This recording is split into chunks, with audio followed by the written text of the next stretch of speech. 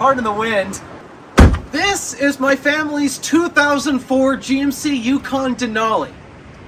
And it's got a problem. Okay, and I already lied to you. This thing actually has a shit ton of problems. The electrical system in this thing is freaked out 6 ways to Sunday. This thing can't even fill up at some pumps because for whatever reason it keeps tripping the pump sensors. And don't even get me started on why the check engine light is on. It's on for a gazillion different things. So yes, this vehicle actually has a crap ton of problems. But in this video, we're going to talk about a problem that has been driving me personally absolutely insane every time I drive this car. As you can see here, like all of GM's trucks, this thing has a column shifter. Nothing out of the ordinary. And on this column shifter, there happens to be a button. In GM's cars, typically that's where you'd find the traction control button if it has a column shifter. But because this is a GM truck, this actually is where you'll find the tow haul button. Now, there's nothing really particularly wrong with putting a button here, except that it does have a known tendency to fail. That is the actual problem that I am getting addressed in this video, because the button in this has failed. Okay, I don't really tow that much with this vehicle. It's an SUV. It's not really necessarily made for towing all the time. Big deal. So even if the button did fail, it's not like I'm towing with this. So why do I need the button to work? Well, it's not necessarily the problem being the button has failed. It's actually a little further down in the chain of the shifter. Somehow it appears that the wiring has frayed to the point where this thing will constantly be switching tow haul mode on and off whenever you just move the shifter around. You don't even have to push the button to turn it on and off. You can move this whole shifter around and it constantly engages and disengages tow haul mode. Now you might be thinking, okay, big deal, tow haul mode's on. What's the problem? Because all it really does is just hold on to your lower gears a little longer than you'd like. Sure, you'd lose fuel economy that way, but what's the actual problem? Where's the annoyance coming in? The annoyance is when it is constantly switching on and off every single second, which means every single second when this thing switches between tow haul mode on and off, it is changing gears every single second. And that makes this drive so jerky. And despite that, my parents claim that there's not really that much worth putting money into this vehicle getting it fixed, which is why the electrical system has still yet to be dealt with, and the check engine light and various other problems with this car. But the reason why I'm getting in this addressed is because for whatever reason, despite that they think it is not worth putting any money into this car, I'd rather this not completely bite the dust super early, because I don't want this thing to have to get totaled out due to, oh, well, we busted the transmission or the torque converter or the engine, because I don't know about you, but I don't think constantly changing gears every single second is necessarily healthy for it. That's what we're going to do in this video today. We are going to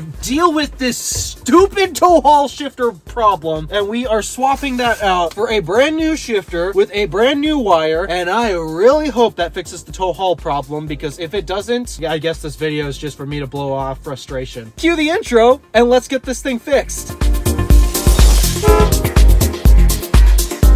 Okay, so the first thing we need to do is we kind of need to move this shifter down a little bit so we can remove the first trim piece on this. So we're going to turn the car into the on position at least.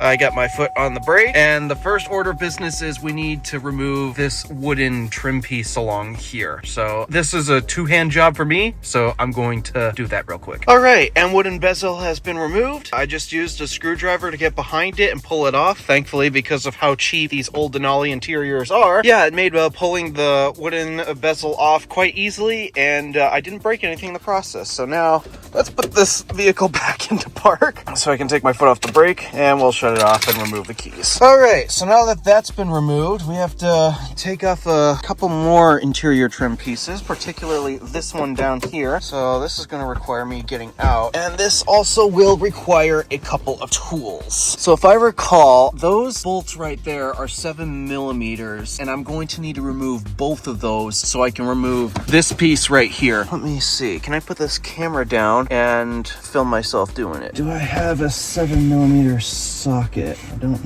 know. This do the trick? Yeah, it should do the trick. It's a bit loose, but it'll do the trick.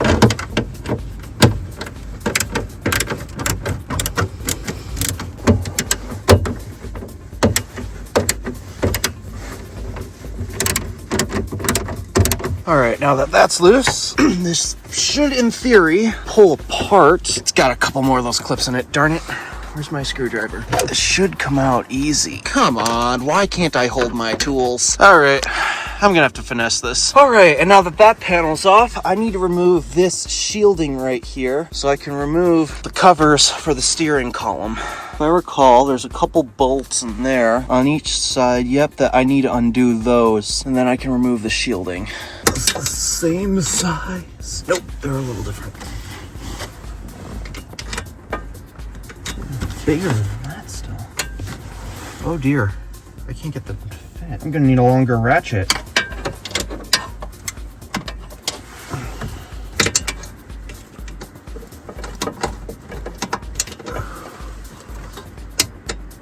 Oh, what? It's even larger than that? Oh, you've got to be kidding me. You still don't reach deep enough? What? All right, let's see if this makes a difference. Okay, it reaches. I just have too large of a socket diameter. Okay, let's find a smaller socket diameter. Oh, and this was the next size down, and yet now it's too tight. You can't win. There's just times you just can't win.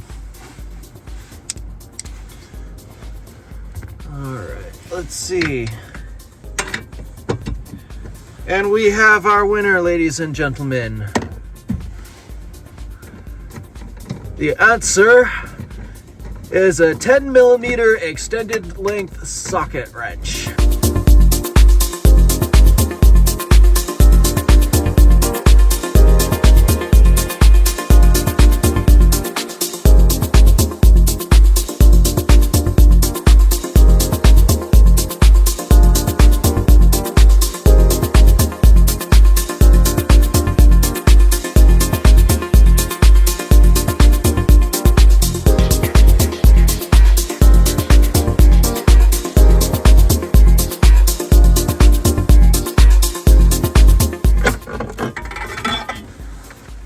There we go. Now the plastic under the steering column is... Oh, crap. I forgot about those screws. Okay, let me see if I can figure out what type of screws those are. And it turns out that the screw holes that are supposed to be in these holes right here, the screws appear to be missing. So, okay, that makes my life easier a little bit, I guess. I do know I have to pull this thing out in order to... Oh, they got this thing in there.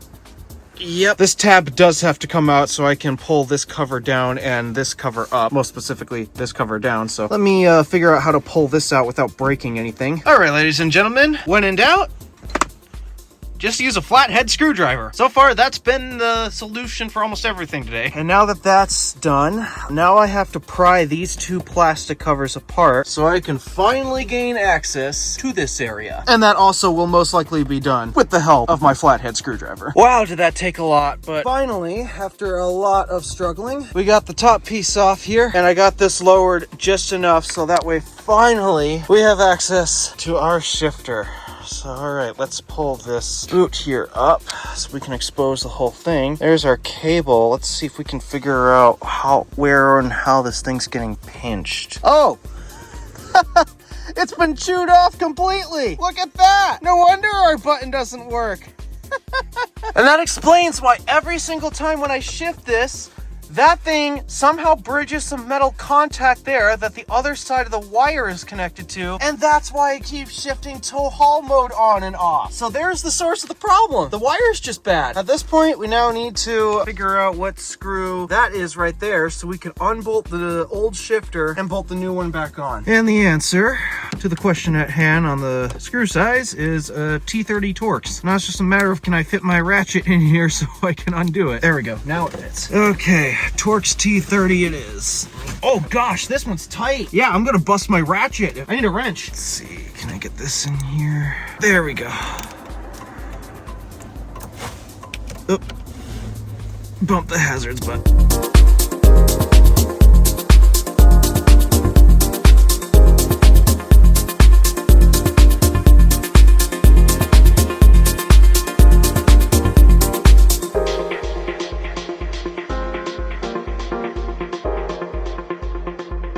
All right, Oh, there's blue thread locker in there. That's why it was a pain in the ass. Completely severed. That's been chewed. Look at that. That's been chewed off. How the hell did the mice get into here? Here's the new shifter. Okay, I think we'll keep the boot with it too. Why not? Okay, I'm gonna slide this sleeve up so I have some room to work with. Insert you into here, and then we will retighten the bolt.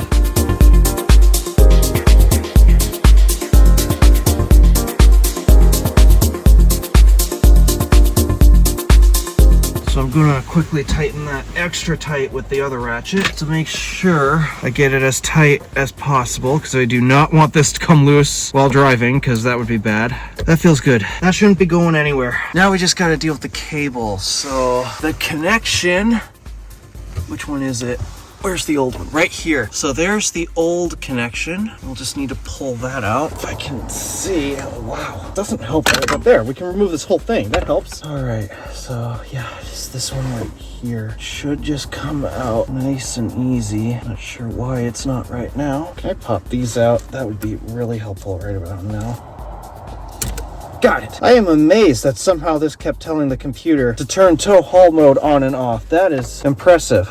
I'll say that much. Now I need to figure out how to route this, where to route it. So here's the new cable. There's the clip for the old one. Okay, so this clip will go right in here. All right, let me at least get this thing plugged in first, and then I'll deal with the cable management. So there. That's it, and click is a good sign. I'd say that's decently cable managed, despite my clips being located in the wrong spot, but they don't appear to be adjustable, but that's what happens when you order shit on eBay. So, okay, in theory, this is wired up. Do we dare test to see if the button works? No, I'm gonna button things up and just undo it if I have to. All right, so if I recall... Oh, I need to get this boot in position too. Oh, come on. Don't be a pain. Play nice for me. That would be very much appreciated. I worked way too hard to get this crap to work. Yeah, putting this back together is a bit of a pain. Okay, so we're just doing a quick test now. Let's push the button. Hey!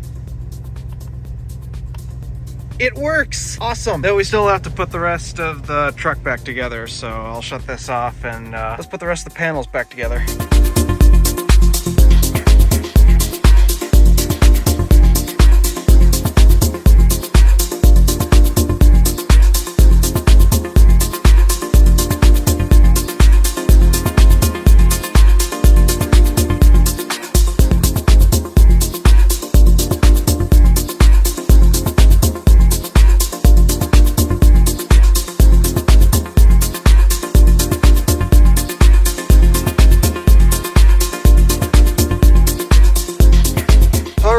So now that everything is back together, let me tilt this up a bit so I can drive properly. Let's get her on the road and we'll take her for a spin and make sure everything is working correctly. We move the shifter. We don't turn tow haul on. Okay, great. Let's put her in drive and we'll do some manual shifting just to make sure that this thing still drives correctly.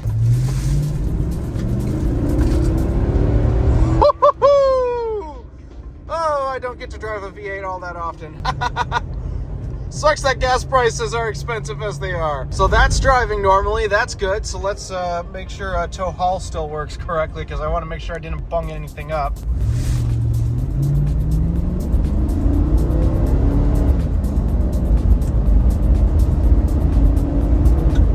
Yep, holding onto those gears longer. Now it's time to shift some gears and see how engine braking works. And to wrap up this video here, everything works like it should, at least in terms of the tow haul problem. There's still the check engine light and various other issues with the Yukon, but hey, at least it drives normally now. And yeah, I did a bunch of shifter gear changing. I went downhill to test engine braking, so I'm shifting all over the place in it. And yeah, tow haul is working normally, as in it doesn't turn on unless I push the button. So that problem is solved and dealt with. I'm not necessarily going to look at every other issue that the Yukon has, like its gauge cluster problem and the fact that the front heated seats don't work, yet the rear heated seats do for some bizarre reason. There are so many problems with this vehicle, but finally it should at least drive like a normal car. Without further ado, thank you for watching. Do me a favor and interact with this stuff below. Also, do me a favor and check out my Patreon page. I would